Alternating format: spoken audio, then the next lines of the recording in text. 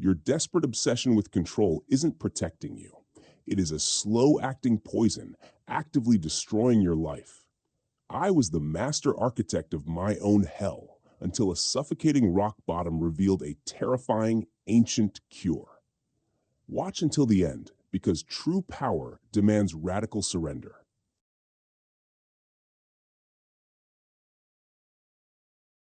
There is a specific, terrifying kind of madness that only strikes in the dead of night. It does not announce itself with a loud crash. It creeps in through the silence of 3 a.m., whispering a brutal truth you spend your entire day trying to outrun. You are completely losing control. You grip the steering wheel of your life so fiercely that your knuckles bleed, terrified that if you let go for even a fraction of a second, you will veer off the cliff. Yet you can feel the car sliding toward the abyss anyway. I remember lying in the suffocating dark, staring at the ceiling as shadows played tricks on my tired eyes. My heart hammered against my ribs with the frantic rhythm of a trapped animal, and in that absolute stillness, I realized that my desperate, exhausting effort to hold my life together was the very thing tearing it apart. The harder I tried to fix everything, the faster my world shattered. If you have ever felt that bone-deep exhaustion, not the fatigue of physical labor, but the soul-draining depletion of trying to micromanage the universe, stay with me until the very end of this video, because the cure you need is not what you think. Welcome to Sovereign Mindset. If this message resonates with you, please subscribe to the channel so we can continue bringing you these deep dives into the philosophy of true mental freedom, and so you can support us in making more content like this. We have all been sold a magnificent toxic illusion. Society teaches us that if we just analyze every variable, outsmart every possibility, and force our will upon the world, we can engineer a flawless existence. We believe that success is a matter of sheer force. And so, we try. We try until we are entirely emptied out. Every night, I would toss and turn, a prisoner of my own mind. I would mentally replay a meaningless conversation from days ago, dissecting a single sentence I said, agonizing over how I was perceived. I tried to orchestrate the feelings of those I loved, subconsciously manipulating their reactions because I was utterly terrified of the space between us that I could not govern. I genuinely believed my chronic anxiety was a superpower, a productive tool that would shield me from being blindsided by pain. I was the master architect of my own hell. But the universe is a wild, untamable beast. It is entirely indifferent to our frantic little blueprints. The relationships I desperately tried to suffocate with my control withered and distanced themselves. The career goals I obsessed over became sources of bitter resentment rather than joy. On paper, I was thriving by every external metric, but inside I was entirely bankrupt. I had reached a brutal breaking point.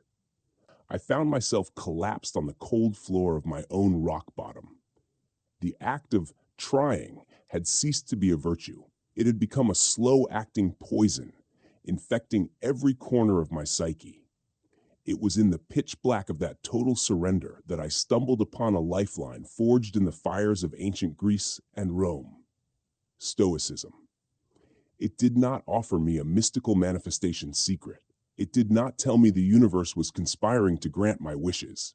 Instead, it handed me a brutal, sobering, and profoundly liberating slap in the face. The Stoic masters taught me that true power does not lie in how tightly you can clench your fist. It is found in the terrifying, magnificent courage required to open your hand. I realized that my exhaustion was not because the world was too heavy, but because I was arrogant enough to carry things that were never meant for my shoulders. This is not a journey of giving up. It is the genesis of letting go. To understand this genesis of letting go, I first had to violently confront the invisible boundary I had spent my entire life trying to erase: the dichotomy of control. For decades, I walked through the world acting as a self-appointed general manager of the universe. I genuinely believed that my chronic worry was a down payment on a secure future. If a loved one was quietly upset, I took it upon myself to fix their internal weather, absorbing their turbulence as my own personal failure. If a project at work faced a sudden hurdle, I would sacrifice my sleep, my physical health, and my sanity to brute force a solution. I was living under the profound, exhausting delusion that my sphere of influence extended outward into infinity. The Stoic masters shattered this delusion with a single, unyielding truth: some things are strictly within our power, and others are fundamentally not. It sounds so absurdly simple, yet internalizing it felt like learning to breathe underwater. I had to sit in the painfully uncomfortable reality that I cannot control the global economy, the private opinions of my peers, the traffic on my morning commute, or even the eventual biological decay of my own body. I remember the specific, rainy afternoon this truth truly sank its teeth into me. A business deal I had spent 6 grueling months nurturing collapsed entirely due to external market shifts. My chest tightened, the familiar, suffocating cocktail of panic and self-loathing bubbling up in my throat. But instead of spiraling into a frantic, sleepless autopsy of what I could have done differently, I paused. I drew a harsh, uncompromising line in the sand. On one side of that line was the collapsed deal, firmly and forever out of my hands. On the other side was my reaction, the only territory I truly owned.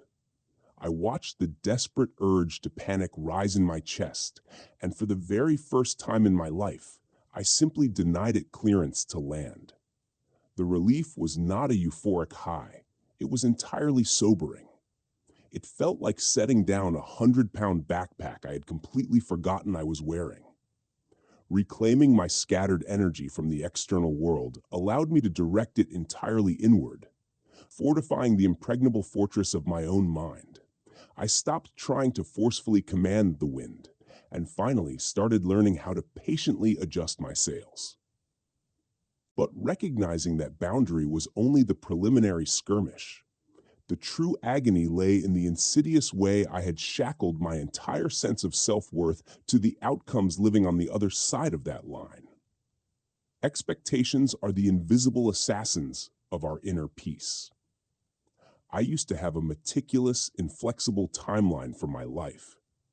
I knew exactly where I should be at 25, 30, and 35. I had unknowingly scripted the behavior of my friends, the exact trajectory of my finances, and the precise shape of my future happiness.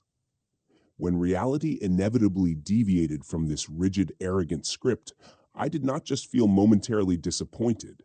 I felt deeply and personally betrayed by the universe. The Stoic philosopher Seneca wrote that we suffer more in imagination than in reality, and I was the walking, breathing embodiment of that quote. I was constantly bleeding from wounds that had not even been inflicted yet, violently mourning the loss of futures that never existed anywhere but inside my own head.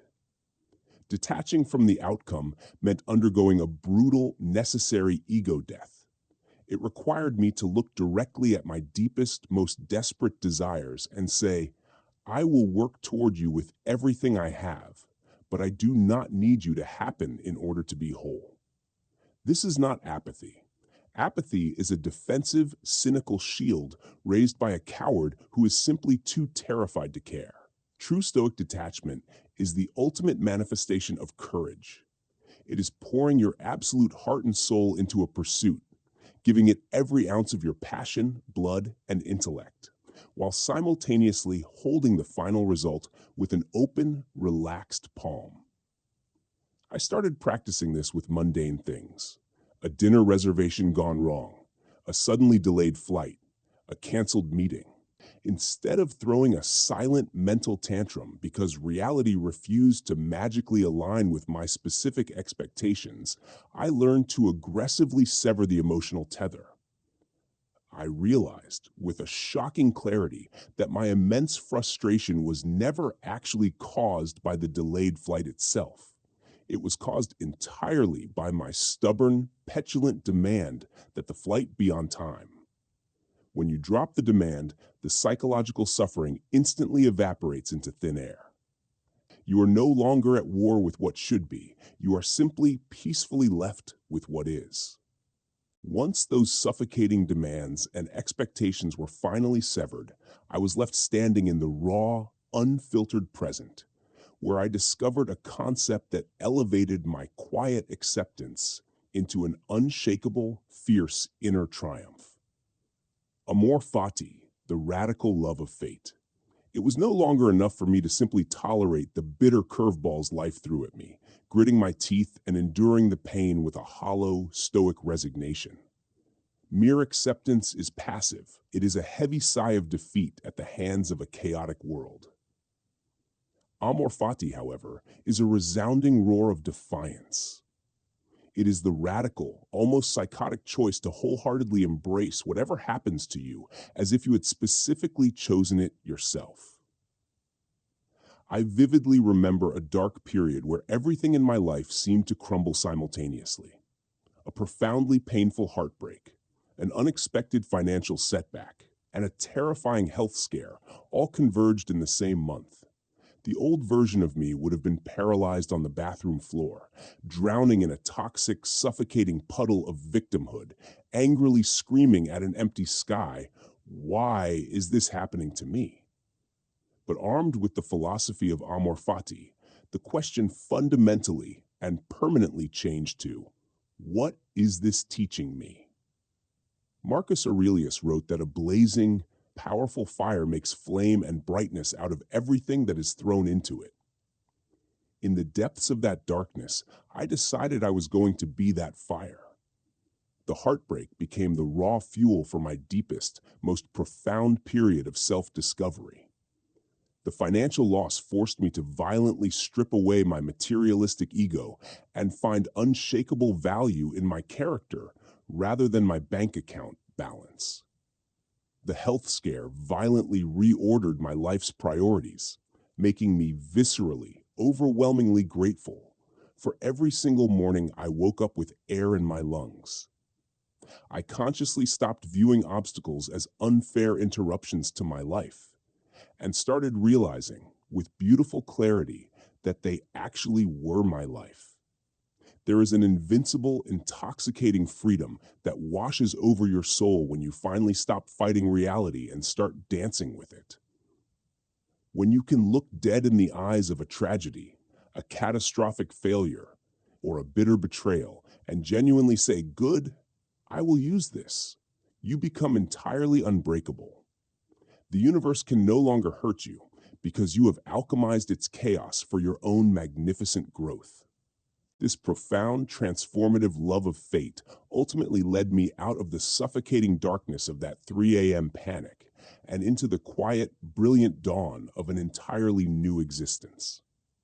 The journey from frantic, exhausting control to complete, powerful surrender is not a neat, linear path.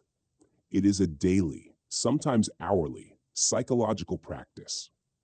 There are certainly still moments when the old familiar ghosts of anxiety whisper in my ear, desperately urging me to grab the steering wheel and violently force my will upon the world around me. But I no longer listen to their lies. Through the crucible of letting go, I now possess the single greatest wealth a human being can possibly acquire: a genuinely tranquil mind. The beautiful, ultimate paradox of letting go is that the exact moment you stop trying to maniacally control everything, you suddenly gain the only control that actually matters. I no longer waste my precious, fiercely limited life force fighting phantom battles I was never meant to win. I sleep soundly through the night, not because my life is perfectly, flawlessly arranged, but because I am completely at peace with the inevitable disarray.